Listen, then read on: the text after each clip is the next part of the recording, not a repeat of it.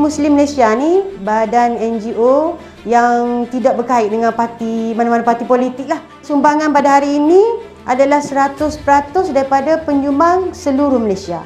Orang yang menyumbang pada kita, orang Malaysia menyumbang sikit-sikit RM10, RM20, RM100,000, kita kutip, lepas tu kita buat kotak. Saya sebagai pengurusi JPKK Kampung Gaun mengucapkan terima kasih pada pihak Muslim Malaysia yang memberi IPAK ke Kampung Gaun ni kotak IPAK sebanyak 30 kotak. Saya mengucapkan berbanyak-banyak terima kasih terhadap Muslim Malaysia. Terima kasih Muslim Malaysia.